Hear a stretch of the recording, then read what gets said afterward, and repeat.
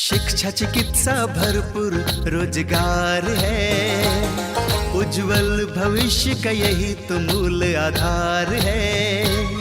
विकास हो रहा है, उत्थान हो रहा है, प्रगति का द्वार खुला है, दशा दिशा भी बदल रहा है। विकास की नई गाथा लिख रहा है झारखंड, हमारा झारखंड, उभरता झारखंड, हमारा झारखंड, उभरता झारखंड।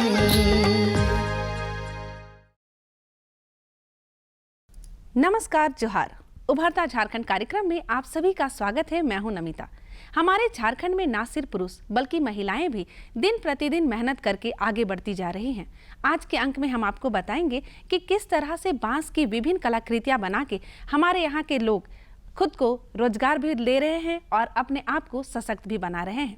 आइए आपको दिखाते हैं। कला हमारी संस्कृति को संजोने का कार्य करती है। हमारे रीति रिवाज, विचार, धर्म, मान्यताएं सबको कला दर्शाती है, जिसका लोग अनुसरण करते हैं।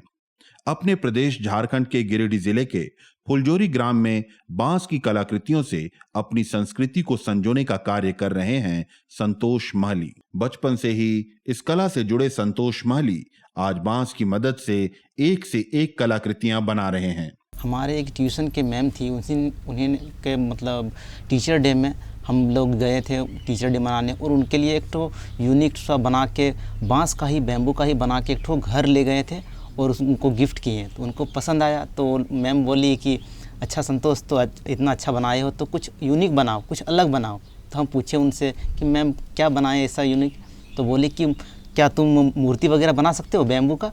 तो हमने बोला कि हाँ बना सकते हैं मैम, ट्राई करेंगे।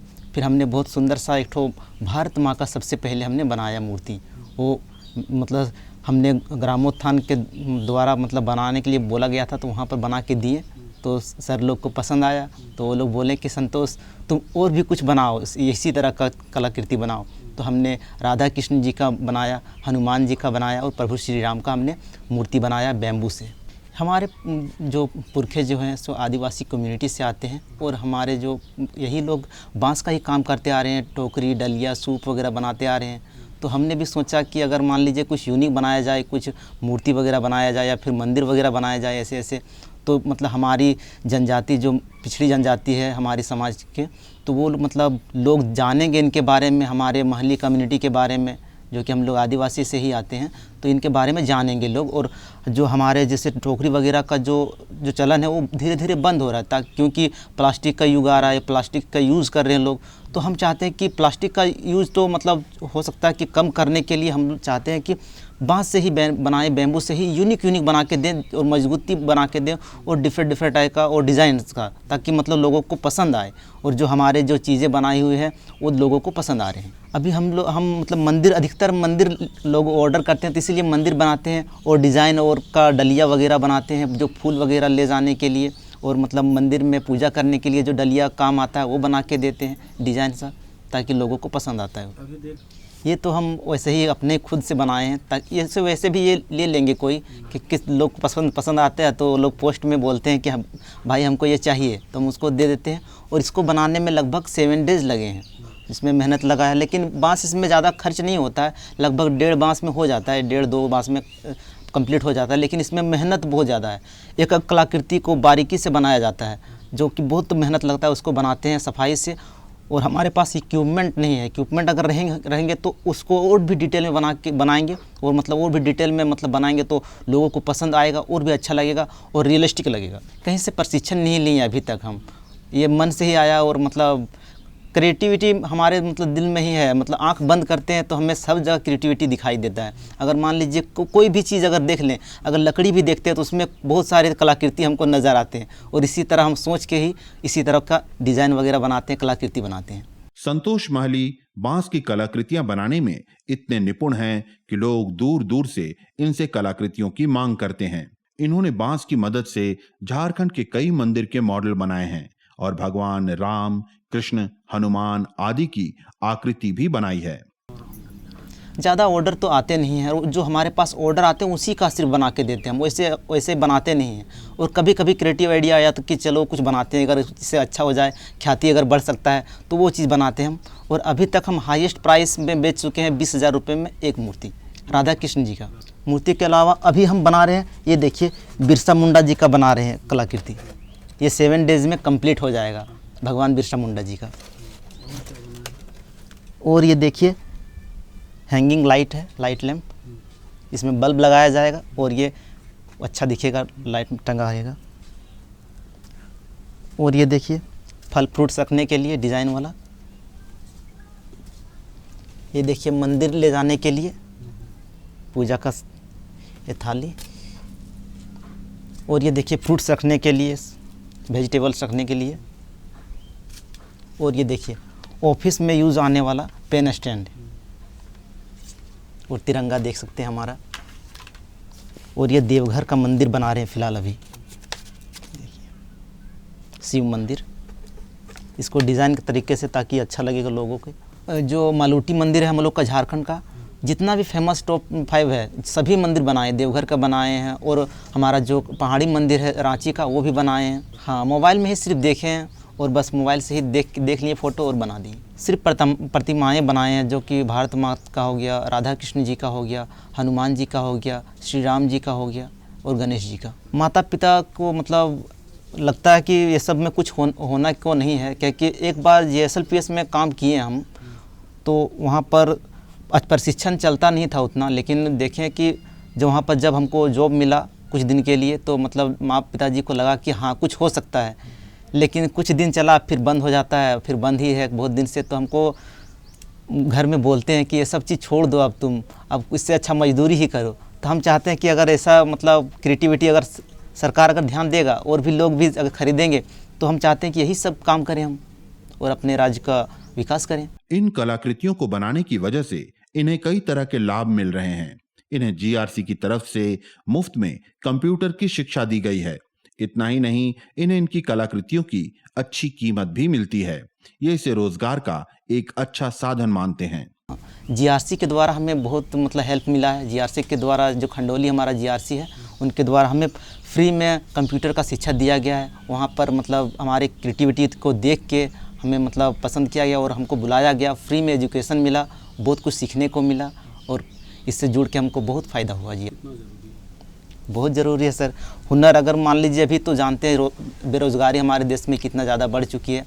तो हम चाहते हैं अगर मान लीजिए लोग अपने से कुछ क्रिएटिविटी लाए, कुछ मतलब बनाए, कुछ सीखे, अगर हुनर सीखेंगे तो हमारे देश में अपने आप ही खुद ब खुद रोज़गार पैदा होंगे और लोगों को रोज़गार मिलेगा और हमारा देश तरक्की करेगा। हम यही कहना चाहेंगे कि लोग प्लास्टिक को बंद करें और हमारे सामान को ले। ये तो मतलब इको फ्रेंडली हम आपका हो गया, और प्लस में प्लास्टिक तो जानते हैं कितना प्रदूषण हमारे देश में फैला रहा है, और इससे मतलब प्लास्टिक को हो सके जितना भी कम मतलब यूज़ करें, और जो हमारे तरह जो भी कारीगर हैं उनसे सामान खरीदें। ये सब जो कि बैम्बू से बनाया गया है, लकड़ी से बनाया गया है, अदर जो हमारे यहाँ पर है उससे बनाया गया, हाथों से बनाया गया हैंडीक्राफ्ट वाला चीज़ है, उसको खरीदें।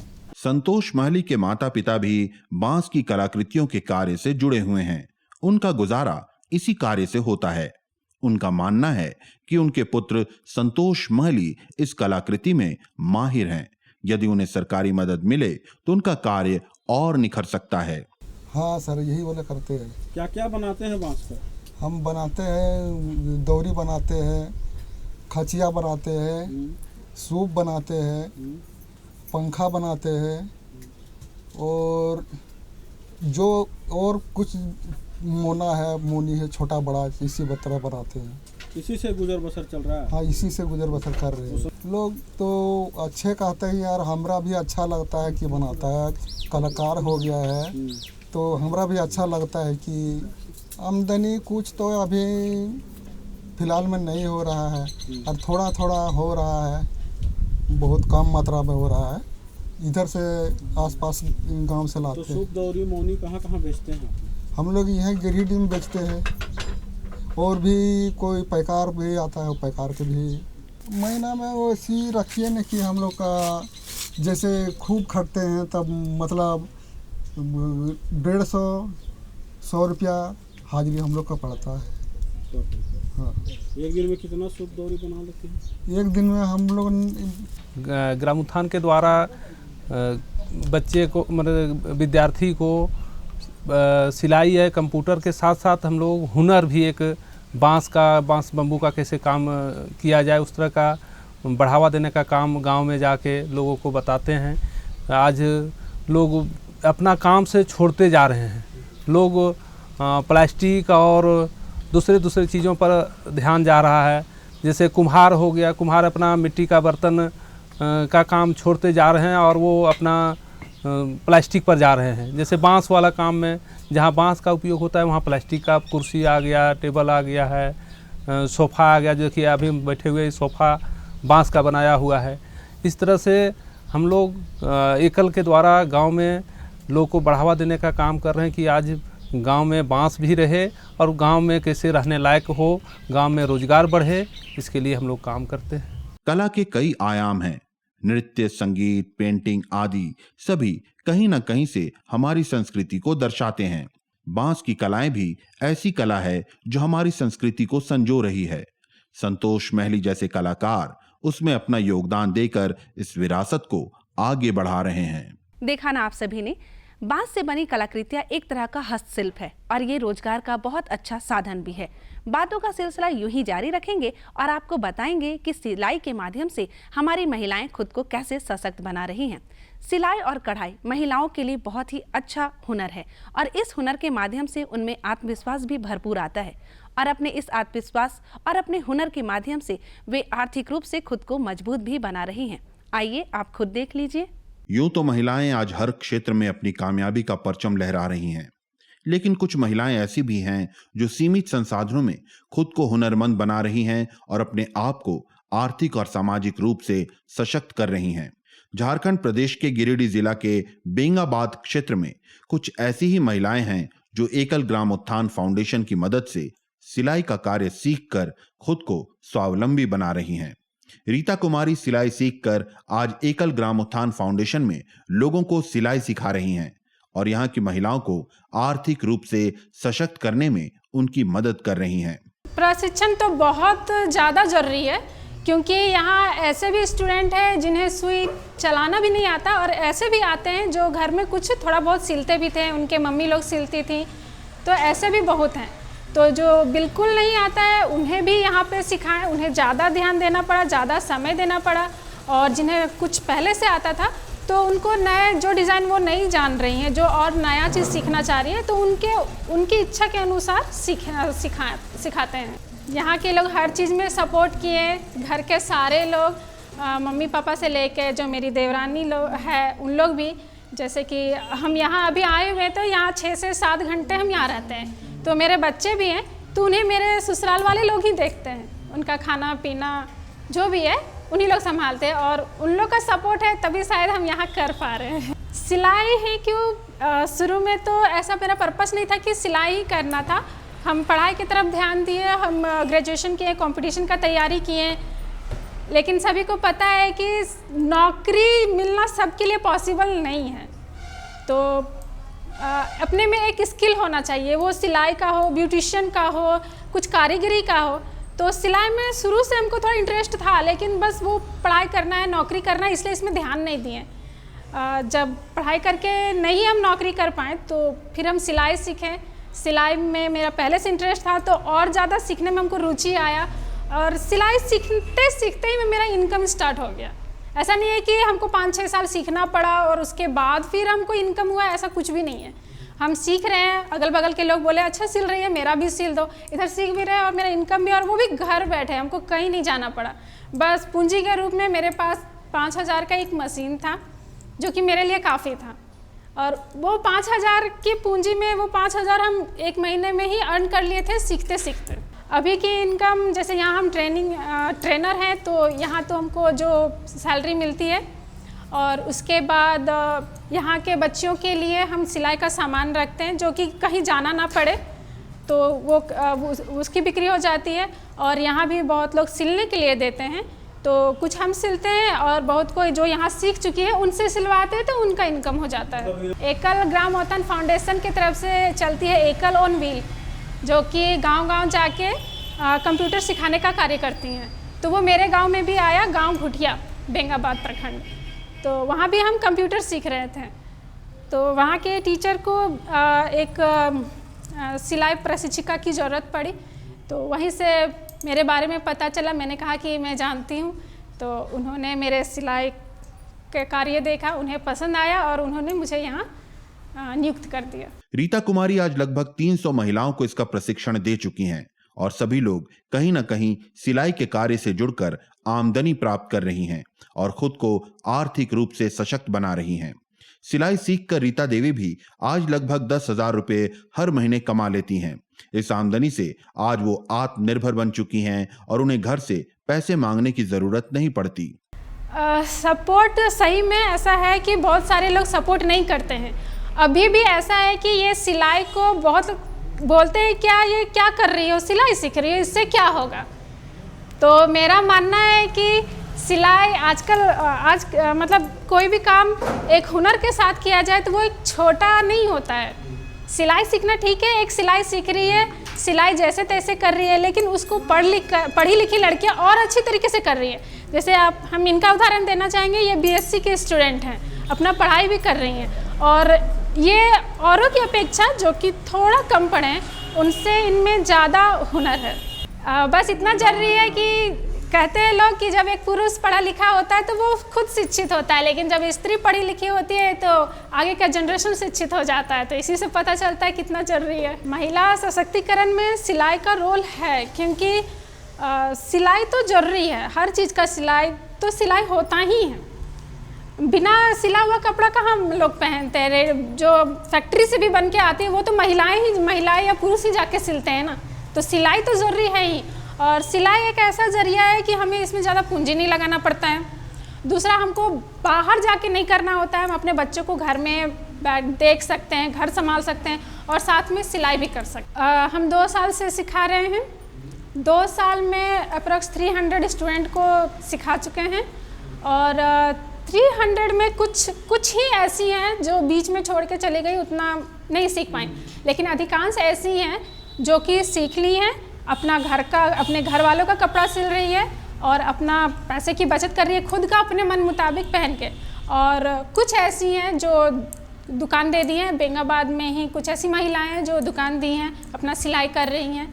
और यहाँ से लगभग आती हैं, अधिकतर तो बेंगाबाद की हैं, कुछ यहाँ से घाघरा जो कि यहाँ से 6-7 किलोमीटर दूर से आती हैं।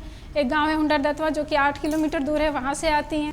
ये महिलाएं बस वो एक दूसरे से उनको पता चलता है, जैसे आज हम किसी का सिल के दिए, उनको पसंद आया तो अगला देख के बोलते हैं कि हमको भी ऐसा सिलवाना है, तो वैसे ही मेरे पास आ जाते हैं। इसके लिए हमको कुछ प्रचार अभी फिलहाल नहीं करना पड़ा है। ऐसे ही एकल ग्रामोत्थान संस्थान से टुक्कू देवी भी सिलाई का प्रशिक्षण ले रही हैं और वो महिलाओं के परिधान सिलकर उससे आमदनी भी कर रही हैं।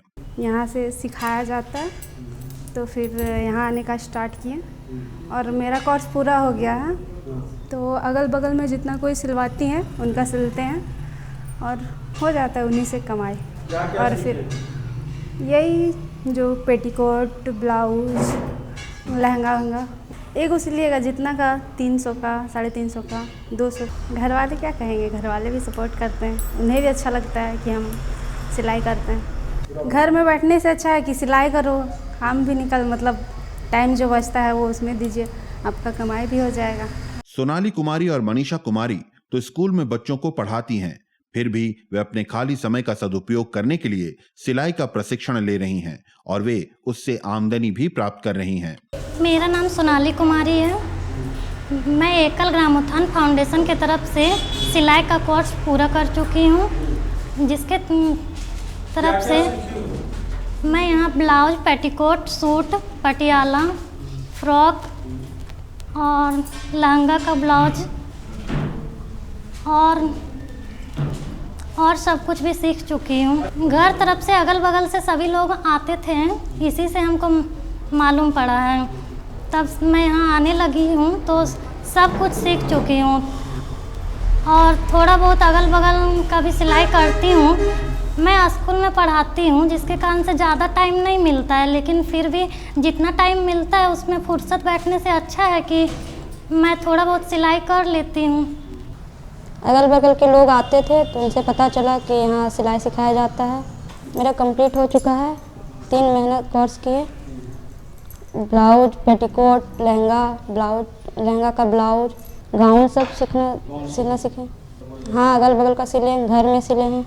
घर वाले बोलते हैं कि बहुत बढ़िया सीखी है और उसके माध्यम से सीख लो जो होता है। दीदी बहुत बढ़िया सिखाती हैं और अच्छे ढंग से सिखाई, सब सारा कुछ समझ में आया।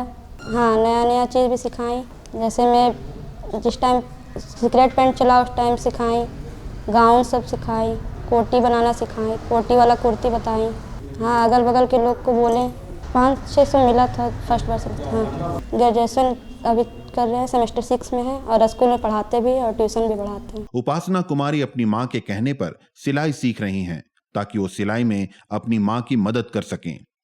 वो आज महिलाओं के वस्त्र सिलने में निपुण होते जा रही हैं और इनका इरादा इसे अपना व्यवसाय बनाने का है। मुझे इंटरेस्ट नहीं था पहले, फिर मेरी मम्मी को भी आता था सिलाई, तो मेरी मम्मी को कुछ प्रॉब्लम हो गया तो मम्मी कुछ सिलाई करती थी तो हमको भी फिर सिखाने लगी। तो मम्मी को तो पुराना मॉडल से आता है सिलाई, तो पता चला कि दीदी सिखाती है सिलाई, तो हम यहाँ सीखने आए। फिर फ्रॉक बनाना सीखें, पटियाला सीखें, सूट सीखें, गाउन सीखें। हाँ, सिलने के लिए नहीं तो अभी हम बोले कि नहीं, अभी हम पढ़ रहे हैं, अभी हम सीखेंगे, उसके बाद कंप्लीट हो जाएगा, उसके बाद सिलेंगे किसी। दीदी सिखाती है तो अच्छा लगता है और इनका हाथ में फिनिशिंग भी बहुत अच्छा है, तो वो बताती है तरीका सारा कि कैसे फिनिशिंग करना है, नहीं करना है। इस तरह सिलाई का कार्य सीखकर गिरिडीह की महिलाएं इसे अपने रोजगार का जरिया बना रही हैं। वे इससे आत्मनिर्भर बन रही हैं और समाज में अपनी एक पहचान बना रही हैं। आज के अंक में इतना ही, क्योंकि समय हो गया है आपसे विदा लेने का। हमें पूरा विश्वास है कि आज का ये अंक आपको बहुत ही पसंद आया होगा। अब आप हमें इजाजत दीजिए।